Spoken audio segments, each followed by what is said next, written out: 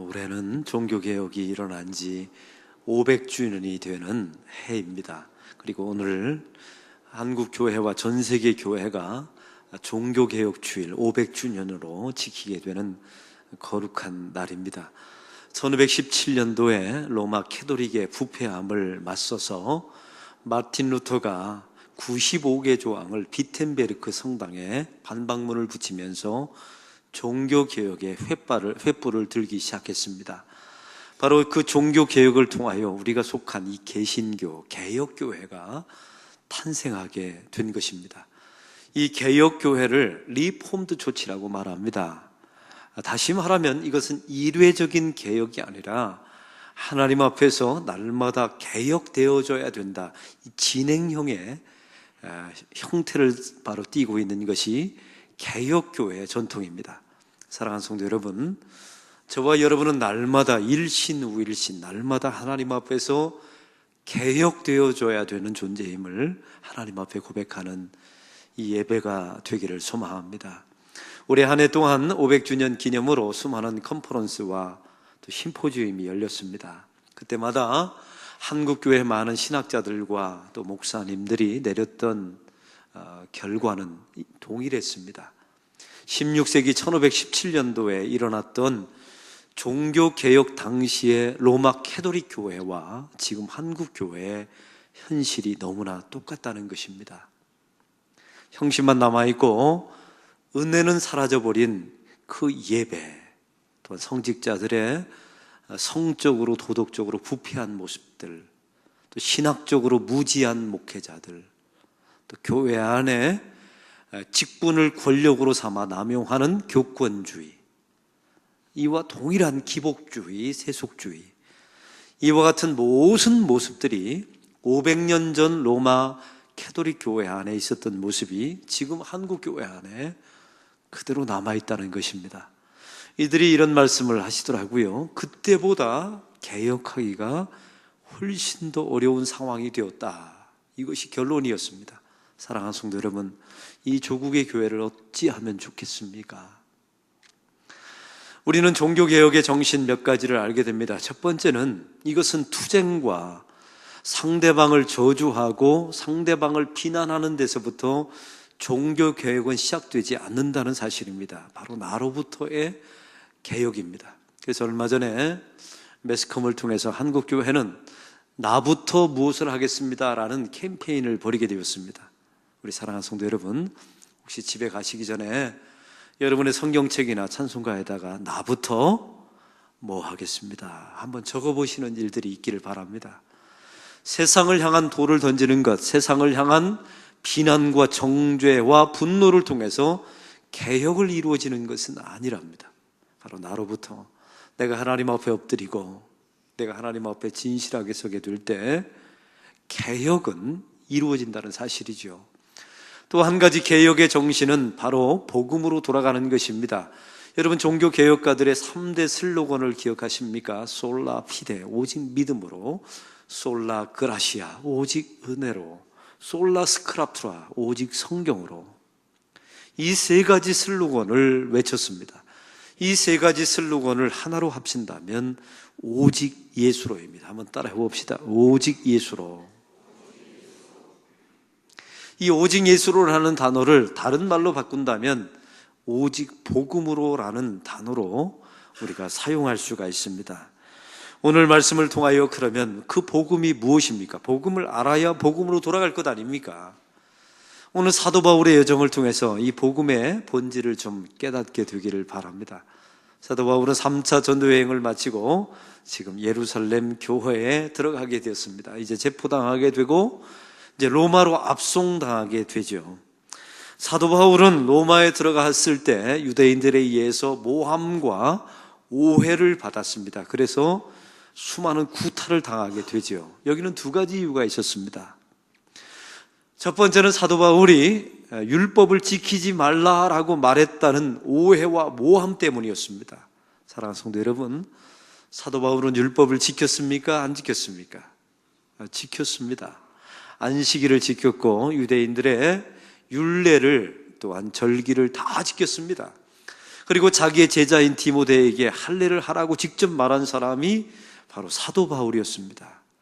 왜 사도 바울은 율법이 구원의 조건이 아니었음에도 불구하고 율법을 지켰을까요? 성경은 말합니다. 유대인을 얻기 위해서랍니다. 이게 첫 번째 오해였습니다. 두 번째는 사도 바울이 예루살렘에 들어갈 때 이방 사람 드로비모를 데리고 들어갔습니다.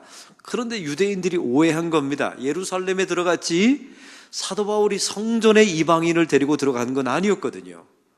근데 유대인 사람들이 바로 이방 사람 드로비모를 사도 바울이 성전에 들여보냈다, 이렇게 모함을 하게 된 것입니다. 그래서 유대인들이 사도 바울을 죽도록 구타했어요.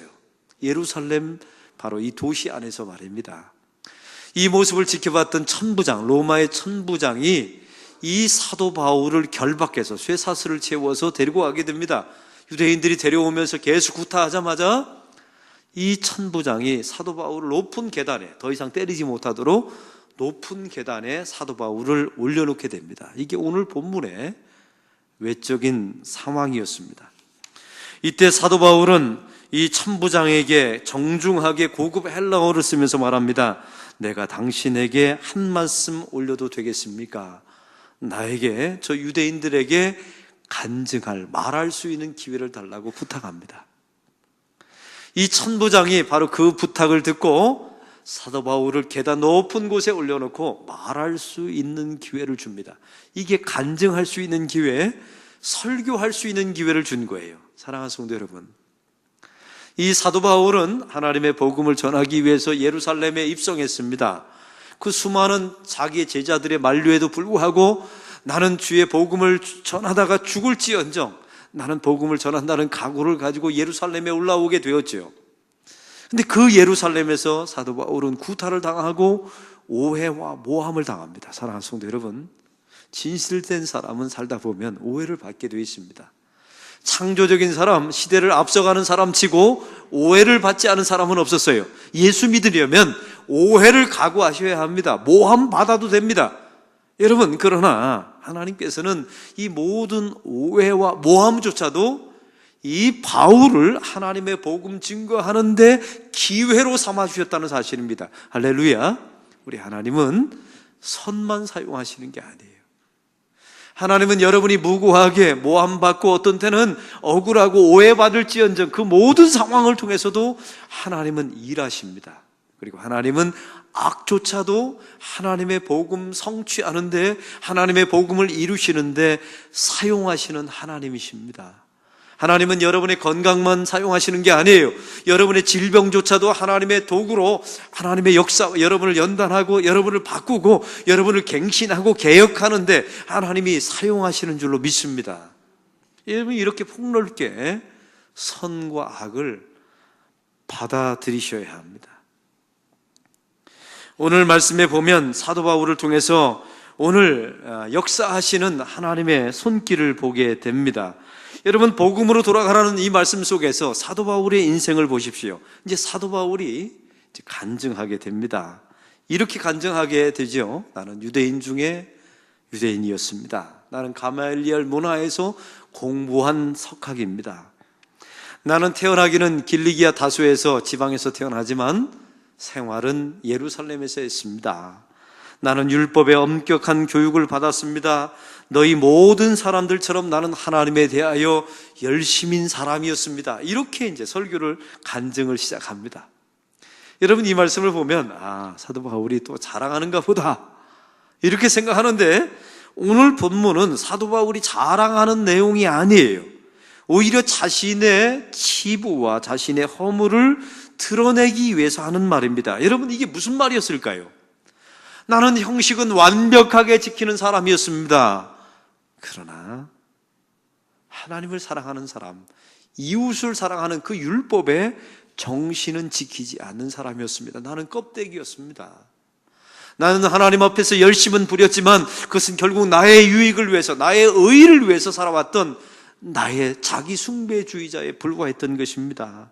나는 율법을 온전히 지킬 수 있다라고 말했고 나는 온전히 지켰다라고 사람들 앞에서 말했습니다. 그러므로 나는 스스로 의인이라고 생각했지요. 그러므로 나는 죄를 대속하기 위해서 이 땅에 오신 예수 그리스도 대속자를 나는 받아들일 수가 없었습니다. 그리고 그를 죽이는데, 그를 살해하는데 나도 동조했던 사람에 불과합니다. 여러분, 이 말을 하고 싶었던 겁니다. 사랑하는 성도 여러분, 중세 캐토릭과 이 사도 바울과 오늘의 한국 교회가 너무 비슷하지 않습니까? 나는 학식도 갖췄습니다. 나는 배울 대로 다 배웠습니다. 율법에 대해 엄격합니다. 주일이면 교회 나왔습니다. 나는 행위를 통해서 그리스도인처럼 살아보려고 노력했습니다. 그러나 그 안에 형식만 남아있고 은혜는 사라져버린, 이 말을 하고 싶었던 겁니다. 나는 직분으로서 그리스도인으로 세상 속에 살아가고 있지만 하나님 앞에서 살지는 않았습니다. 다시 말하면 나는 사람을 의식하고 하나님 앞에 진실되게 서지는 않았습니다. 그러므로 나는 위선을 부릴 수밖에 없었습니다. 이 말을 하고 싶었던 겁니다. 자신의 행위를 자랑하고, 여러분 보세요. 이 당시에 율법주의의 도식이 무엇입니까? 나는 지극정성을 다했습니다. 율법에 엄격했고 당신들처럼 하나님에 대하여 열심을 냈던 사람입니다. 그래서 그 하나님의 마음을 감동시켜서 내가 원하는 것을 하나님께 원해서 얻어내었고, 그런 사람들의 마지막 결론은 무엇입니까? 내가 기도해서 내가 열심을 내서 하나님께서 나에게 주셨다라고, 하나님이 주셨다는 것을 강조하는 게 아니라 내가 열심을 냈기 때문에 얻은 것이라고 자기를 자랑하고 자기를 높입니다.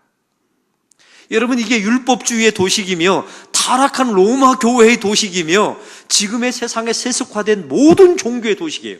나의 지성과 열심을 통해서 신의 마음을 감동해요. 그래서 내가 원하는 것을 구해서 얻어내요. 이건 기독교가 아닙니다. 이건 불교입니다. 이건 로마 캐토릭 교회가 아니었던 겁니다. 이건 예수님을 죽였던 살해범이었던 율법주의자들이 지켰던 교회의 행태였던 겁니다. 이런 유대인들과 이런 캐토릭, 이런 현대 교회들, 이 성도들의 결과가 무엇입니까? 사도 바울의 인생을 보십시오. 결국 예수 믿는 사람을 이렇게 간증합니다. 내가 예수 믿는 사람들을 체포하려고 추격했습니다. 그들을 체포해서 그들을 결박해서 감옥에 가두었죠. 나는 복음을 핍박했던 사람입니다. 이렇게 결론을 짓습니다. 열심을 냈지만 결국은 나는 하나님의 아들을 핍박했던 사람입니다. 나는 예수님을 십자가에 죽였던 내가 바로 살해범입니다. 이 말을 말하고 싶었던 겁니다. 여러분, 사랑하는 성도 여러분, 얼마나 황당했을까요? 나는 가장 세상에서 하나님을 잘 믿는다고 생각했어요. 율법에 열심도 부렸습니다. 착하게 살려고 노력도 했습니다. 하나님의 열심 누구보다 뒤지지 않았습니다. 그런데 형식만 있었던 거예요. 그 안에 내용이 없었습니다. 하나님을 의식하지 않고 사람만 의식하는 위선이 있었죠. 자기 행위만 자랑하는 율법주의만 남아있었던 겁니다. 이것을 성경은 이렇게 말하죠. 전적으로 타락한 것이라고. 이걸 이렇게 말하고 있습니다. 사랑하는 성도 여러분, 복음으로 돌아가는 것은 무슨 의미입니까? 바로 복음의 시작이 무엇인지를 잊지 말라는 것입니다. 복음의 시작은 내가 하나님 앞에서 전적으로 타락한 존재임을 인정하는 겁니다. 여기서부터 종교개혁이 시작되는 거예요. 남을 향해서 돌을 던지고 비난하고 항거하고 투쟁하고 촛불을 들고, 여러분, 이런 데서부터 개혁이 이루어지는 게 아닙니다. 가장 중요한 것은 나로부터 나의 죄악을 깊이 하나님 앞에 고백하는 순간부터 개혁은, 종교개혁은 시작되는 것입니다. 제가 얼마 전에 설교 컨퍼런스를 참여한 적이 있습니다. 우리나라 최고의 설교가이신 지구촌교회 원로 목사님이신 이동원 목사님이 강의를 하셨어요. 제가 그 강의 끝마무리 부분에 이제 손을 들고 질문했습니다. 목사님, 올해가 종교개혁 500주년인데 한국교회가 복음으로 돌아가야 된다고 우리가 순위는 많이 칩니다. 그러면 복음적인 설교는 무엇입니까? 우리가 그토록 복음으로 설교하라, 복음적 설교에 대해서 말하고 있는데 이 복음적 설교가 무엇입니까? 제가 한마디로 정의해달라고 부탁을 드렸어요. 확실히 오래 목회하시고 한국교회에 가장 존경받는 목사님들은 다르긴 다르시더라고요. 딱 한마디 했는데 이랬습니다. 설교를 할 때, 설교를 준비할 때 사람은 타락한 존재라는 이 기본을 전제로 하고 설교를 해야 된다는 거예요. 목사도 마찬가지입니다. 내가 의인인 척 설교하지 말고 내가 하나님 앞에 전적으로 타락한 존재임을 하나님 앞에 까발겨놓고 하나님 앞에 고백하고 하나님 앞에 엎드려서 설교를 시작하라는 거예요. 그게 복음적 설교를 합니다. 기독교의 모든 복음으로 돌아가는 것은 예수 그리스도의 구원, 하나님의 놀라운 하나님의 은총을 말하기 전에 우리가 얼마나 그 은총을 받을 만한 자격이 없는지, 우리가 얼마나 내부적으로 타락하고 얼마나 내부적으로 부패한 사람인지를, 형식만 남아있고 내용은 없고 자기 의만 자랑하고 하나님 앞에 위선 떨고, 이것을 철저하게 고백하는 이 전제로 설교를 하면 이게 복음적 설교가 된다는 겁니다. 얼마 전에 우리 교회 대학생이 그러더라고요. 목사님, 자기 학교 가면 너무 힘들대요. 그래서 뭐가 힘드냐고 그랬더니 교수님 때문에 힘들다고 그러더라고요.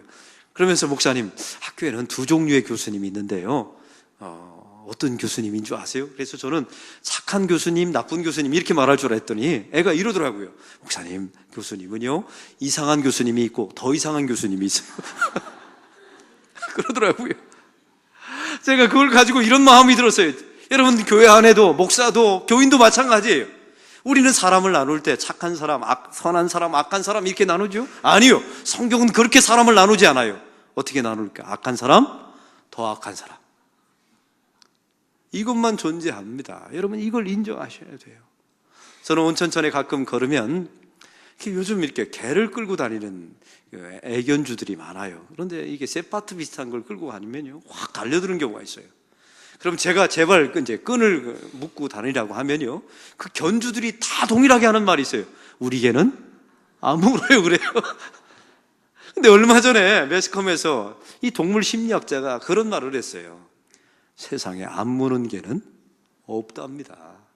어떤 순간적인 충격이 가하면요 개는 본능적으로 물게 돼 있다는 거예요. 그 다음에 동물학자가 너무나 멋있는 말을 했어요. 물지 않으면 개가 아닙니다 라고 그러더라고요. 여러분, 사람도 마찬가지입니다. 나는 죄를 안 짓습니다. 나는 의인입니다. 그 사람은 사람이 아니무니이다. 그 사람은 사람은 아니에요. 우리는 다 이런 죄성을 가지고 있습니다. 이걸 인정하는 데서부터 복음이 출발됩니다. 이걸 인정하는 사람에게 하나님의 은혜가 임하게 될 줄로 믿습니다. 사랑하는 성도 여러분, 교회에 오게 되면 우리 새신자분들이 저에게 이런 말을 해요. 생자이든지 아니면 오랜 동안에 이렇게 방황하다가 교회에 오신 분, 지난주에도 한 교인이 그러시더라고요. 새신자 신방을 갔더니, 목사님, 제가 10년 만에 교회를 나왔는데 사연도 참 기가 막혀요. 참 우리 하나님 기가 막힌 게요. 자기가 어느 교회를 다니다가 시험을 당해서 한 10년 동안 쉬었답니다. 근데 어느 날 자기 형부한테 전화가 왔대요. 그 형부는 암에 걸려서 이제 시한부 인생을 사는 이제 며칠 안 남은 형부입니다. 근데 형부가 그러더랍니다. 전라도 광주에서 사는데 자기가 병상에서 텔레비전을 보는데 CBS를 봤는데 그 CBS에서 부산에 있는 안락교회 윤동열 목사의 설교를 봤답니다. 그런데 그 설교를 듣고 은혜가 되어서 네 집 바로 옆에 안락교회가 있다는 사실을 알고 너 내가 죽기 전에 내가 유언하는데 처제 네가 이제 교회를 다녔으면 좋겠다 하고 유언하고 그 형부는 얼마 전에 돌아가셨답니다. 그래서 우리 교회에 오셨어요. 근데 이 예배당에 들어오는 순간부터 그렇게 눈물이 나오더랍니다. 여러분, 우리 교회 대부분의 이 새신자들이 처음에 와서 그렇게 많이 울어요. 그 많은 새신자들이 저한테 그러더라고요. 목사님, 제가 도대체 왜 우는지를 모르겠대요. 세상에 대한 한풀이 때문에 우는 것 아닙니다. 여러분, 사람은 그렇게 해서 우는 게 아니에요. 자기의 방어 기제가 무너져서 우는 것입니까? 아니요. 제가 분명하게 말해 주었어요. 당신은 지금 당신의 상태를 통하여 전적으로 타락하고 당신이 죄인한 사실을 압니까 모릅니까 했더니 아직은 모르겠대요. 그러니까 당신 안에 성령님이 대신 울어주는 겁니다. 당신이 울지를 않으니까, 당신이 자기의 죄에 대해서 깨닫고 애통하지 않으니까 당신 안에 있는 성령께서 당신을 구원하시려고 그 안에서 성령께서 대신 울어주는 겁니다. 이게 정답이에요. 혹시 여러분에게 묻습니다. 여러분 예수 믿고 장로님 되시고 권사님 되시고 오래 교회에 다니셨죠? 20년, 30년, 50년 된 분도 계실 거예요. 그 기간 동안에 예배당에 나왔는데 정말로 나도 모르게 내 안에 애통하는 마음이 생기고 나도 이유도 모르게 눈물이 나오는 이 경험이 단 한 번도 없었다면 여러분은 거듭난 인생이 아닙니다. 그리고 여러분 안에 성령님이 안 계신 겁니다. 이걸 매일 할 수는 없어요. 그러나 단 인생에 한 번이라도 예수 믿을 때 이런 경험이 없었다면 여러분은 잘못 믿으신 겁니다. 왜냐하면 이게 복음의 시작이기 때문에. 복음의 시작은 나의 의로움을 드러내고 하나님의 말씀대로 살아가고 이런 게 아닙니다. 철저하게 하나님 앞에 엎드려서 남을 비난하고 지적하기 전에 하나님, 내가 불가항력적인 하나님의 은혜가 필요한 전적으로 타락한 존재입니다. 이게 고백되어져야 복음은, 개혁은 시작되는 것입니다. 여기서 출발되기 때문에 그래요. 오늘 바로 이런 사도 바울에게, 여러분 사도 바울의 인생을 보십시오. 율법적인 최선을 다했지만 결국은 예수님을 살해하는 살해범의 길을 걸어갑니다. 자기 자신도 모르게 말이죠. 네, 오늘 성경에 이 사도 바울이 이런 고백을 합니다. 나는 예수 믿는 사람을 잡아 죽이려 다메스커스로 올라가고 있었습니다. 그런데 큰 빛 가운데 주님께서 나에게 나타나셨습니다. 그리고 그 주님이 나에게 이렇게 물으셨습니다. 사울아, 사울아. 사랑하는 성도 여러분, 이 사울아, 사울아 이 두 단어는 친밀한 사람에게 부를 때 유대인들의 언어 습성이에요. 그러니까 주님께서 나는 너를 증오한다, 나는 너에 대해서 분노한다, 나는 너에 대해서 실망했다 이렇게 말한 게 아닙니다.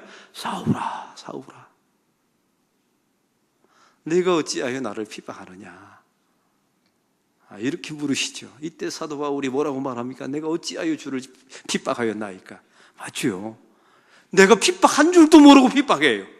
우리가 죄인인 줄도 모르게 죄인의 길을 걸어갑니다. 이때 주님께서 말씀하십니다.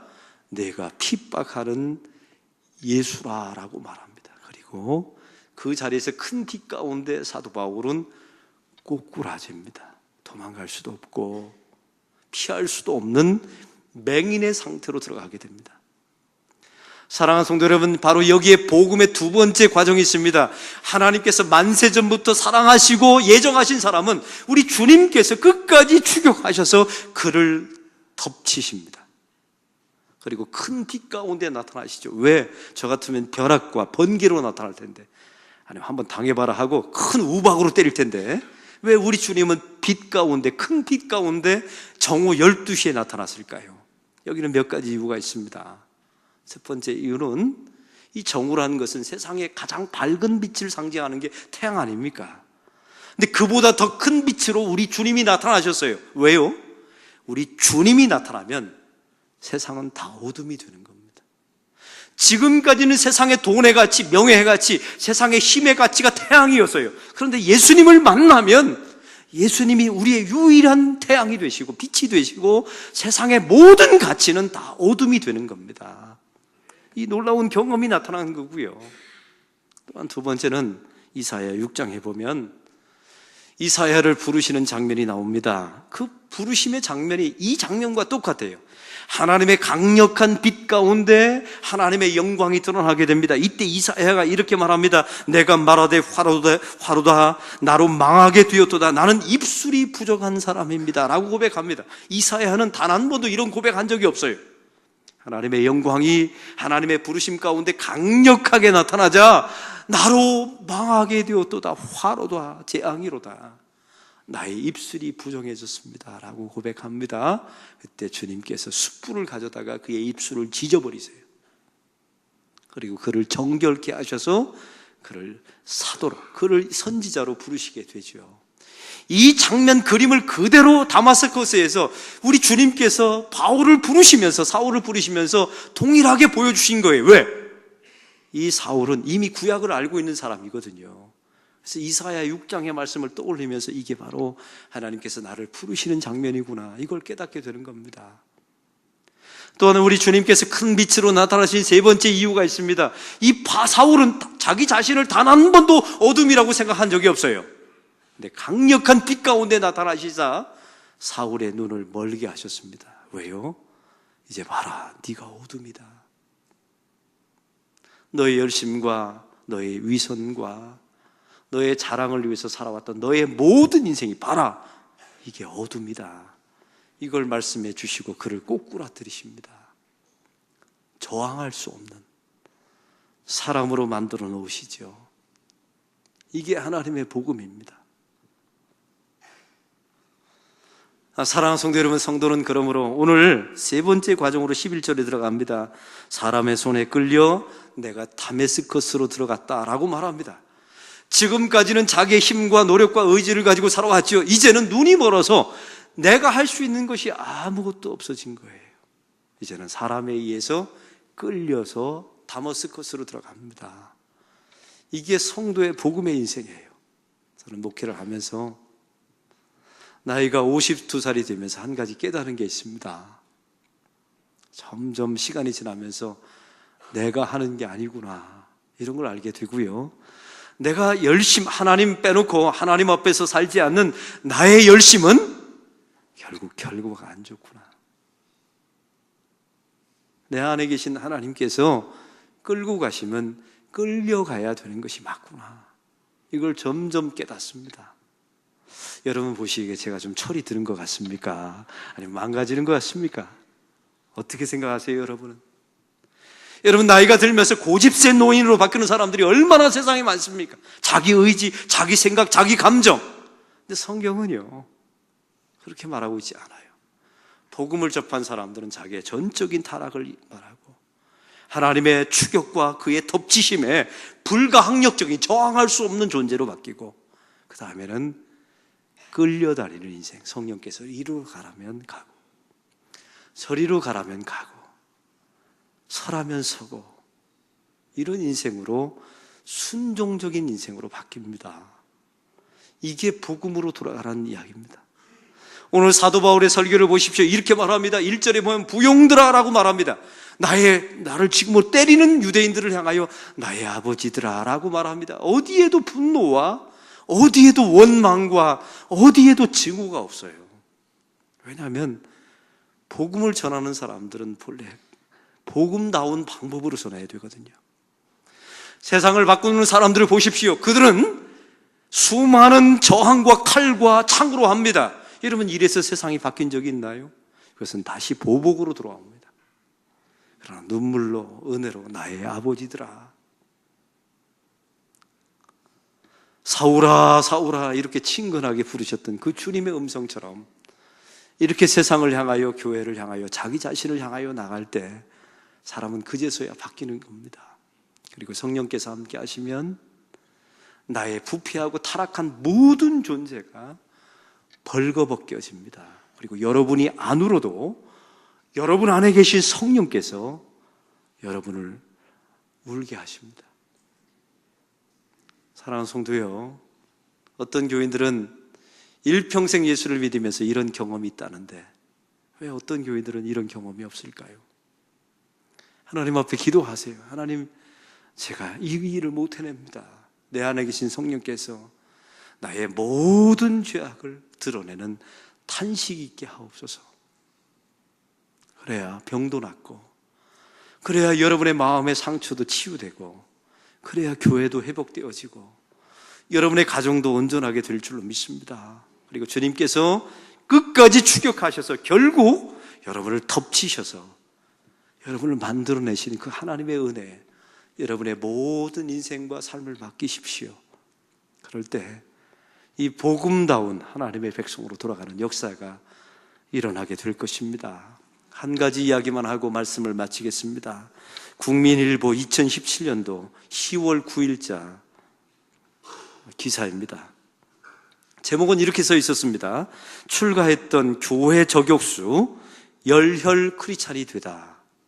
이런 제목이었습니다. 이 사람은 울산대 지금 법학과 교수이신 이정훈 집사님의 이야기입니다.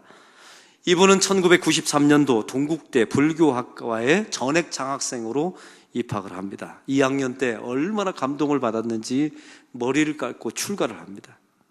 그리고 이 대학교를 졸업하고 군숭이 됩니다. 이제 군대의 승려로 중위로 입대하게 되죠. 이 사람의 목표는 딱 한 가지였습니다. 교회를 무너뜨리는 것이 이 사람의 일생일대 목표였습니다. 그래서 칼빈과 칼바르트 책을 엄청나게 읽어댔습니다. 왜냐하면 공격하기 위해서. 이 사람이요, 이정훈 집사가 바로 이런 상태에서 종교 자유정책연구원이라고 하는 단체를 만들었어요. 이건 반기독교 운동을 하는 연구단체였습니다.